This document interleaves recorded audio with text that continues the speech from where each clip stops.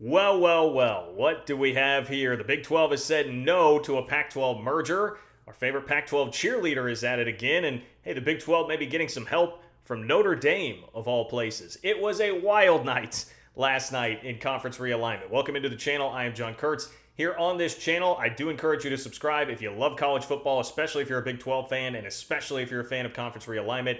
I'm live on Wednesday and Sunday nights, and I sprinkle in content throughout the week as well. Okay, we got a bombshell report. Let's start with that. Pete Thamel was the first to break this story from ESPN, and that is that the Big 12 said thanks, but no thanks to the Pac 12 on a full-on merger. Here is the story. It says talks about a potential partnership between the Big 12 and Pac 12, which had been discussed extensively the past 2 weeks, have officially died, sources told ESPN. Officials from the Big 12 told Pac 12 officials on Monday they're no longer interested in exploring the partnership, sources said. A Big 12 source said the deal didn't work for the conference for, quote, a multitude of reasons, which included the fact that any potential deal wouldn't have driven much revenue for the league. Quote, it just didn't work, the source said. There's been at least 3 Zoom calls between top league officials in the Big 12 and the Pac 12, and other calls between other factions of the league, including legal, to discuss different options. The extent of the conversations had not been previously reported. Okay. So we have some confirmation there on basically what the smoke had been for a while, which is that merger talks were heating up. I mean, we had seen that from Dennis Dodd. We had seen that from our guy MHVER on Twitter. A lot of the Twitter accounts have been talking about this, and people that clearly at least have some level of knowledge had heard some wind of this, caught some wind of the fact that merger talks were actually happening. But we had not seen it reported from one of the real heavy hitters, and Pete Thamel is one of the guys that I would certainly consider that in college football. So when Brett Yormark said the Big 12 is open for business, they clearly were open for business and open to discussing this with the Pac 12, but much like the Pac 12 last year, in a position of perceived power, said, nah, we're good, and said no to it. The Big 12 has done the same here, which is because I believe that the Big 12 is much more in the position of strength. That is to be debated by some. More on that in just a moment. But here's more from the article. It says a Pac 12 source briefed on the conversations said that the Big 12 expressed interest on Friday in the possibility of exploring a full merger. The Big 12 source said of the 3 options laid out by the Pac 12, pooling rights, a scheduling concept, or fully combining the leagues, the only scenario that could have potentially driven value because of the sheer numbers of schools and population areas was a full merger of the leagues. The Pac 12 source indicated the Big 12 was interested in that option. A Big 12 source said the Big 12 needed more time to explore that option further, which it did over the weekend, and decided not to explore any options further.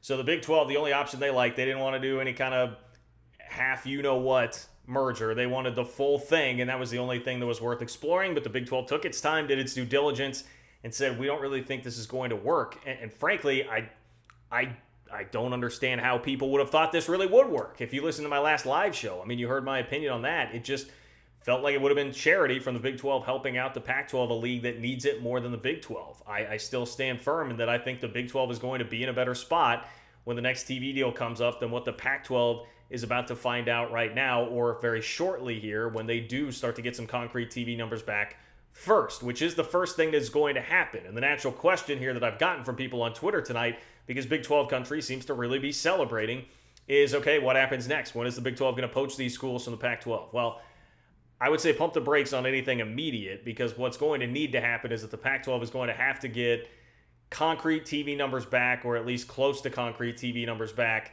And those, I would imagine, will be bad. And then that will start to trigger some more panic within the league, or just wandering eyes, or getting back to the Big 12, those conversations that theoretically have been had between the 4 corner schools. That, I think, is what will need to happen.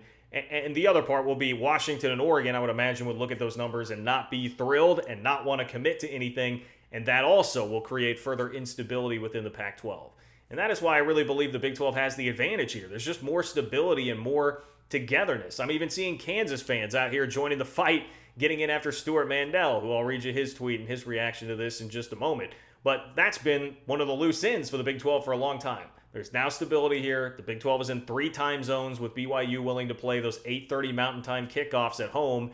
And on top of all of that, Oregon and Washington, the 2 best brands available, I don't really see them committing long-term to either league. Wherever they're going to wind up, they're not going to want to commit to anything for very long. So what truly is the value of having those for the Pac 12? And on top of all of that, the Big 12 has been much better on the field. Cincinnati going to the playoff last year, I didn't see Oregon or Washington in the playoff last year. Did you? I mean, the Big 12 has been better considerably on the field. Let me finish off this Pete Thamel article. It says the Pac-12 source said that the Pac-12 was skeptical of the full merger because the league's media rights expire at different times. A Big 12 source countered that the Pac-12 had expressed ways it could work around that. Quote, because the Big 12 media rights can't be negotiated until 2024, Pac-12 schools have no motivation to join the Big 12, a Pac-12 source said.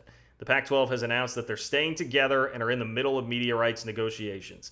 Well, that's been the company line from the Pac-12. That has been what's leaked out through the Canzanos, the Wilners of the world, that for right now they're staying together, and they plan on staying together. Again, that's only a plan until somebody decides to go. That's only a plan until Arizona or Colorado, the two that seem the most willing to jump right now, decide to actually make that move because they don't like what those TV numbers say. So the Pac-12 can say it all that they want right now, but that does not mean that the front is actually unified behind closed doors. And I know you guys will love this, okay? So Stewart Mandel tweeted this from The Athletic. The same guy that just ran a piece detailing what a Big 12 Pac-12 merger would look like, seemed to be really, really stumping for that. Put a lot of effort in, even said he did it on vacation, like poolside in France, I believe it was, where he put together his list. He was hardcore in on this idea. And he says, the Pac-12 is the league more recently rated, but it still has the two most valuable brands in either league, Oregon and Washington, a TV deal coming up a year sooner, the ability to provide 10:30 Eastern games every week. Not clear to me why the Big 12 thinks it's better off on its own. I mean, I will give the same caveat that I give to every time I talk about Stewart Mandel. He has come on this channel before. He's come on my old radio show before. He's been a stand-up guy. He's been super nice. I appreciate that much about him. Like, I do respect him, and I respect his work. I think this is a very bad take, and I think it's one that comes off a little homerish because he is a West Coast guy, and it comes off to me like he's just going down with the ship with the Pac-12. And just last year, he was the guy pushing, hey, the TV numbers are so bad for the 8 teams that stuck behind, and Sam Bradshaw did God's work from Sikkim 365 to discount some of those numbers, provide further context. And Mandel basically admitted, not defeat, but admitted, yes, that context is helpful, but then left the story pinned on his profile forever. There was no, hey, the Pac-12 should be helping out the Big 12 or anything to help out the league. And yet here it is, it's the Pac-12. And much like a lot of the media, they feel much more kinship with the Pac-12. They feel much more, we saw this with Andy Staples, for instance, from The Athletic as well earlier this week, battling with Scott Wildcat, a guy who does a podcast in the K-State realm about all this, of just like, well, nobody cares that these Big 8 schools have been together forever. We do care that the Pac-12 has been together forever, and we care about that league going down. Man, it's just the latest in a long line of disrespect for this league, even when it seems like most people are coming around to the fact that the Big 12 is in the position with more leverage right now. We're still seeing the same sort of response from Pac-12 countries. So, look, it's very frustrating, but at the same time right now, I'm just kind of sitting back and taking it in with a wry smile and just waiting for the moves to actually happen, waiting for something to actually go down. When that actually happens, I would doubt that you're going to see that happen before Yormark actually hits the office, because I would think that would be probably around the same time in that first week of August where the Pac-12 would theoretically be getting a better idea of what their TV deal is going to look like. I think that's probably the timeline you're waiting on. I don't expect anything immediate here, but I know that this is something that will get everybody's minds ticking about when that is going to happen. Another thing I should throw in here just briefly, and I'll do a video detailing the specific article and specific report to follow this up from Dennis Dodd as well, but Dennis Dodd reported from CBS Sports that, one, Notre Dame is seeking $75 million in a TV deal to stay independent. If they can't get that, they may actually join a conference. But as a part of that, if they're going to get NBC to commit to that, NBC wants to dive in on a league as well to supplement the Notre Dame coverage, and that it's actually the Big 12 that is emerging potentially there. So it was really like a double whammy today of good TV news, or good news in general for the Big 12, because I don't think the merger was the right way to go for this league. So I think it's been a good day in Big 12 country.